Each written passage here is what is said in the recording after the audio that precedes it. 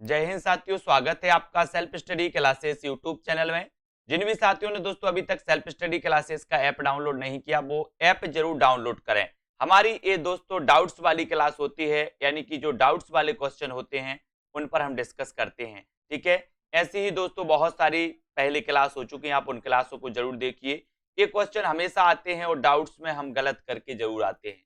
तो दोस्तों हिंदी साहित्य का कोर्स लॉन्च किया गया है, तो उस कोर्स में आप एडमिशन ले सकते हैं सेल्फ स्टडी क्लासेस ऐप के माध्यम से, है ना। मॉडल पेपर, हिंदी साहित्य की टेस्ट सीरीज, ये सारे के सारे कोर्स लॉन्च किए गए हैं। ठीक है, तो एडमिशन जरूर लें। अब आपको एक क्वेश्चन आपसे पूछा जाता है, रश्मि किसकी रचना है? चार विकल्प है, महादेवी वर्मा की, दिनकर, प्रतिभा अग्रवाल या फिर अलका सरावगी। अब ऐसा अगर क्वेश्चन आता है तो कई लोग कंफ्यूज होते, कैसे कंफ्यूज होते हैं? डाउट्स नंबर एक, रश्मि और रश्मि रथी, है ना। तो रश्मि तो यहां पूछा गया, तो यहां तो उत्तर आपका महादेवी वर्मा हो जाएगा। लेकिन यहां पर रश्मि रथी पूछा जाता तो उत्तर दिनकर होता। याद रखते ना, कई लोग कंफ्यूज होते रश्मि और रश्मि रथी में। तो रश्मि महादेवी वर्मा जी की रचना है और ये महादेवी वर्मा जी की बौद्ध धर्म से प्रभावित रचना है। कई बार ऐसा भी पूछा जाता है कि महादेवी वर्मा की कौन सी रचना बौद्ध धर्म से प्रभावित है, तो ये रश्मि रचना है महादेवी जी की। ठीक है, बाकी रश्मि रथी किसकी रचना है? दिनकर की। डाउट्स नंबर एक क्लियर है ना। अब बात करते हैं दोस्तों डाउट्स नंबर दो की, पिता कहानी के लेखक कौन है? दोस्तों ये तीन लेखकों के द्वारा एक कहानी लिखी गई, जिनमें देखें अपन, ज्ञान रंजन की भी पिता कहानी है, महीप सिंह की भी पिता कहानी है और धीरेन्द्र अस्थाना की भी दोस्तों पिता कहानी है। तो आपको याद रखने ना, बोले पिता ज्ञान देते हैं तो ज्ञान रंजन, है ना।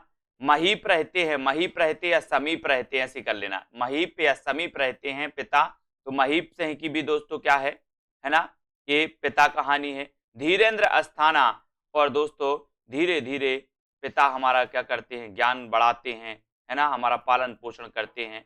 तो धीरेन्द्र अस्थाना की भी पिता कहानी है। तीनों की है, कंफ्यूज नहीं होना कभी, कहानी है और है ना। ज्ञान रंजन जी की पिता कहानी, महीप सिंह की पिता कहानी है और धीरेन्द्र अस्थाना की भी पिता कहानी है। ठीक है, तो अब आपसे पूछा जाएगा पिता कहानी के लेखक कौन है, तो इन तीन में से एक विकल्प आपके सामने आएगा, उसमें उत्तर आपको टिक करना होगा।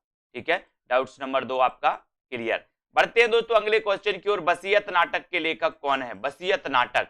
अब यहां भी दोस्तों डाउट्स आपके लिए होता है, क्योंकि जो वसीयत नाटक है, ये वसीयत नाटक दो लेखकों का है, एक तो भगवती चरण वर्मा और दूसरे नाग बोडस। ठीक है, तो आपसे जब पूछा जाएगा कि वसीयत नाटक के लेखक कौन है, तो या तो भगवती चरण वर्मा आपके ऑप्शन में होगा या फिर नाग बोडस आपके ऑप्शन में होगा।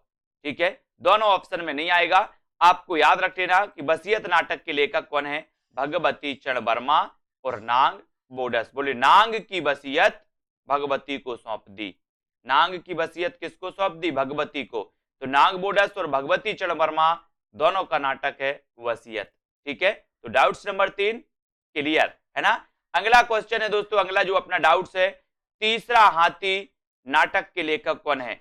एक क्वेश्चन पूछा जाता है अंधों का हाथी और दूसरा क्वेश्चन पूछा जाता है तीसरा हाथी। दोनों में कंफ्यूजन होता है, तीसरा हाथी और अंधों का हाथी। ठीक है, तो यहां से याद रख लेना, तीसरा हाथी ये दोस्तों किसका है? रमेश बख्शी का।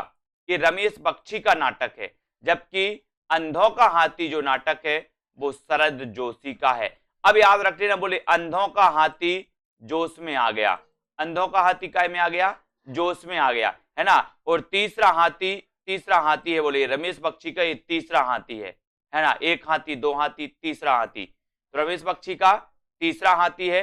ठीक है, शरद जोशी अंधों का हाथी। ठीक है, तो क्लियर। डाउट्स नंबर आपसे पूछा जाएगा तीसरा हाथी के रचनाकार कौन है, तो आप उत्तर लगा देना रमेश बख्शी।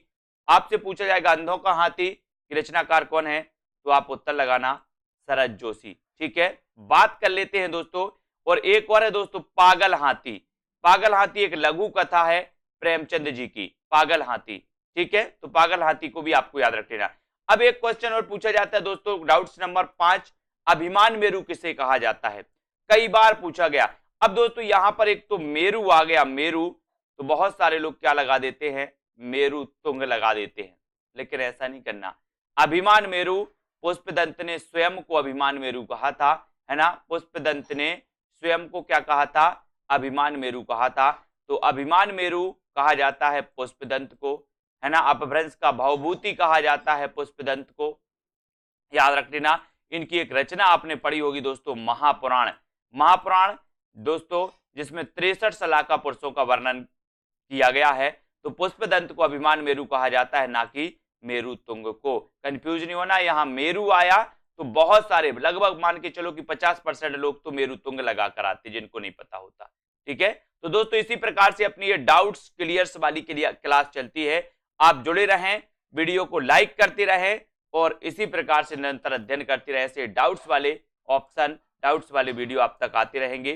ठीक है, वीडियो को आपको लाइक करना है और दोस्तों सेल्फ स्टडी क्लासेस ऐप से जुड़ जाना है। ऐप को अभी डाउनलोड कर लेना है और कोर्स में जिनको एडमिशन लेना है वो जल्दी कोर्स में एडमिशन ले, चाहे मास्टर कैडर वाले हों, चाहे UP TGT PGT junior TET वाले हों, एचपी टेट एच टेट या फिर यूके एलटी वाले हों। ठीक है, सभी लोग दोस्तों एडमिशन जरूर लें हिंदी साहित्य के लिए, और जहां पर आपको टिरकी वीडियो, विस्तृत अध्ययन, topic wise test, live class है, सारी चीजें मिलने वाली है। ठीक है, तो आज के इस वीडियो के लिए बस इतना ही। जय हिंद।